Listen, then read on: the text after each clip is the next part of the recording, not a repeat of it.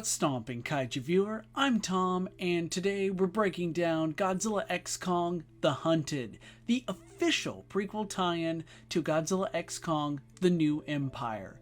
So, sit back, relax, and get your kaiju action figures ready because this graphic novel hits the ground running.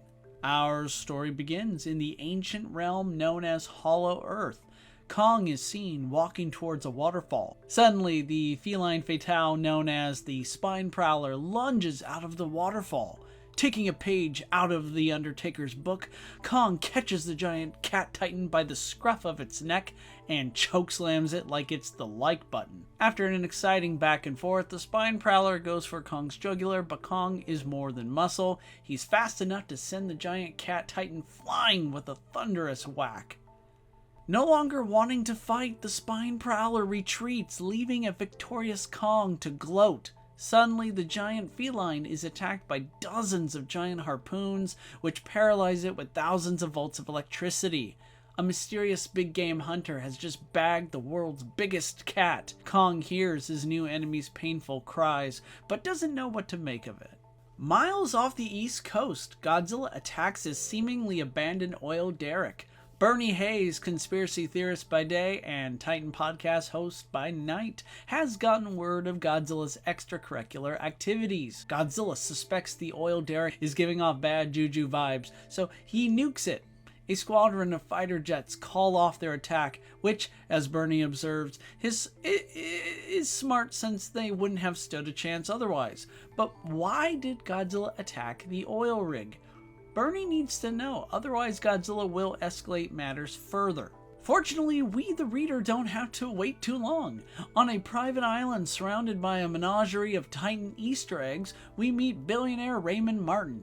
Raymond has a prosthetic arm and looks like he's cosplaying as Kraven the Hunter.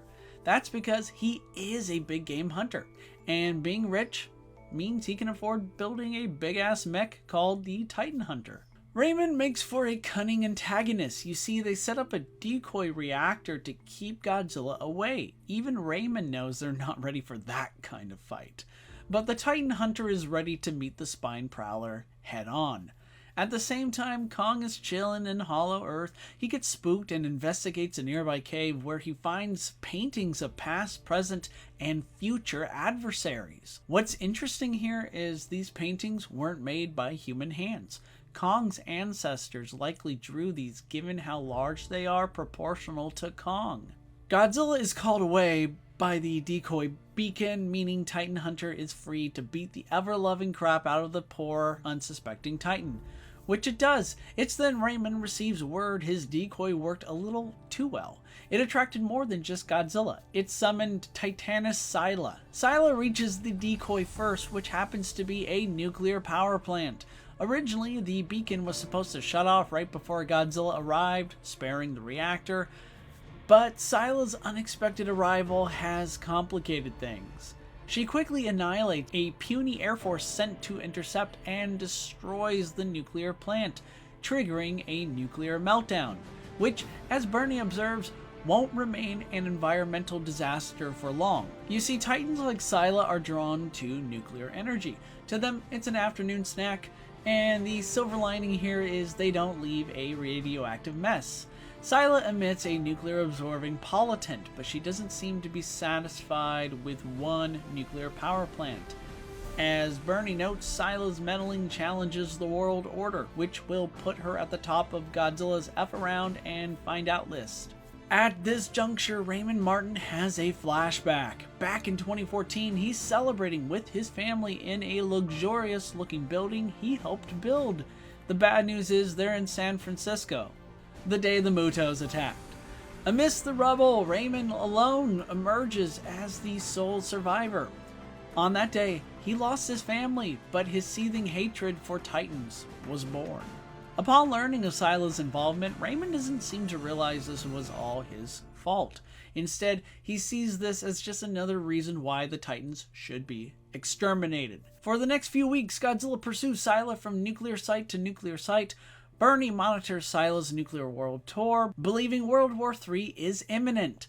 I must say Bernie's lair here looks awesome. I'm just going to take a moment here. I'm totally digging the Godzilla and Amhaluk statues Amhalik. Is that how you say it?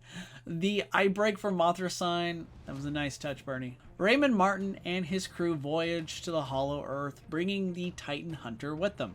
Monarch won't interfere because, according to one of Martin's men, we spread around a lot of your money. For the next 48 hours, nobody's going to bother you. Which means it's Titan hunting time. The Titan Hunter's first victim is an innocent warbat snoozing in a nearby lake. The Titan Hunter casually snaps its neck. Raymond orders his men to bag it before slaying a skur buffalo shortly thereafter. During the aforementioned bagging, Martin's men express their disgust, thinking aloud about how this isn't real hunting. One of their supervisors chew them out, lamenting where else are they going to get paid $300 an hour. So, Mr. Martin, are you hiring? Oh, sorry, I'm getting word he's a little busy at the moment. What with discovering Spine Prowler tracks? After following them for a short bit, the Titan Hunter finds 2 Spine Prowler cubs. Before the robot has time to bag them, the Spine Prowler mother attacks. Meanwhile, Rome is under siege by the insidious Sila. While not built in a day, it could still be destroyed in dramatically less time. Bernie said it best. Unless Godzilla shows up to get his friend, the city of historic ruins is going to get historically ruined. Speaking of Godzilla, the king of the monsters shows up on cue, and as he rushes to fight the giant cephalopod, we're told their fight will be continued in Godzilla x Kong: The New Empire. Back in Hollow Earth, Kong's not happy about these humans hunting in his realm. He makes short work of Martin's operations. Distracted by Kong's arrival, the Titan Hunter viciously kills the Spine Prowler right in front of her children. My god. Speaking of the children, the Titan Hunter is hell-bent on the cubs joining their mother. Wow, Martin, you're kind of evil. Unless Kong has anything to say about it.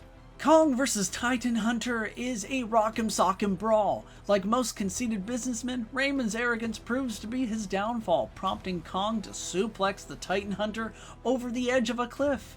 Not wanting to see his opponent fall to their death, the noble Kong catches the robot and holds on tight.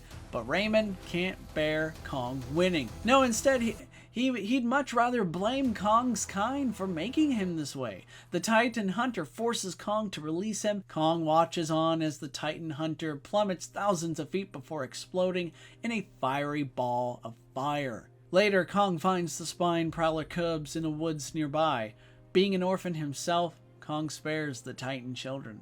Emerging out of the broken wreckage of his once mighty machine, Raymond Martin curses Kong, lamenting how the Titan Hunter cost $500 million to make, which seems a little cheap for a kaiju fighting robot, but hey, I digress. As Raymond exits his burning robot, he's confronted by the Spine Prowlers.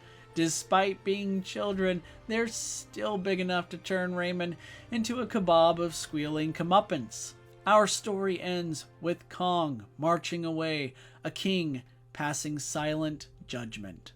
Godzilla x Kong: The Hunted might be my favorite Monsterverse graphic novel yet. The art is phenomenal. Illustrators Dario Formasani, Drew Johnson, and Zid did a fantastic job and deserve recognition for their artistic talents and contributions. Writer Brian Buccellato crafted a great story. Given the constraints of doing a prequel tie-in to an upcoming motion picture, Brian was still able to craft an original tale. You don't have to be familiar with the Monsterverse to be able to pick this comic up and enjoy it, which is an effective way of bringing in new readers. Furthermore, Brian is responsible for writing the stupendous Justice League vs. Godzilla vs. Kong series. Seriously, check that out. It's awesome. So it doesn't really surprise me that his writing is top-notch. Raymond Martin was a great antagonist. At first, I didn't like how his tragic backstory was seemingly meant to make us sympathize with him, as it felt a tad bit forced. But then it occurred to me that perhaps I'm not meant to sympathize. The tragedy that befell his family became the catalyst for his ultimate downfall. Once the sole survivor of a monster attack, Raymond Martin's vengeance and ruthless ambitions, not to mention his complete disregard for the planet, in the end transformed him into a monster. This became evident when he orphaned the Spine Prowler cubs without realizing the irony of what he's become. I could be mistaken here, but the name Raymond Martin might be derived from the late Raymond Burr, who famously played Steve Martin in the American version of 1954's Gojira, so I'm guessing Raymond Martin borrows from Raymond Burr and Steve Martin. That's just my theory. As far as nitpicks go, I have a few. One issue I have is the inconsistent scaling of the Titans. This always happens, mind you, but there are several perspective shots that make it seem like the Titans are incredibly small in one panel and then erratically massive in the next. While this is by no means a deal breaker, it was noticeable and distracting enough to take me out of the story. Aside from Bernie, it was a bit strange not to see any returning Monsterverse human characters. It would have been nice to have seen Gia or the Russells given their Monarch affiliations. Still, it worked within the narrative of the story. Speaking of returning human characters, Bernie Hayes is quickly becoming one of my favorites, which is strange because I'm not overly fond of conspiracy theorists. But hey, if I lived in a world overrun by giant monsters, aliens, robots, and oh hey, the Hollow Earth exists, I'd go a little mad too. Kong vs. Titan Hunter was an intense fight, albeit it felt a little short. Speaking as an animator and choreographer, I get it. There was ample buildup leading up to the final confrontation with Kong, and we, the reader, wanted it to be a massive spectacle. However, sometimes it's better to subvert expectations in the name of benefiting the story. For all his wealth and machinations, Raymond Martin greatly underestimated Kong, and that is the reason why their fight ended abruptly. As for the monsters, Godzilla didn't really do a whole lot. He spent most of his time hunting Sila, and while I get their fight was reserved for the movie, it still would have been nice to have seen Godzilla do a bit more.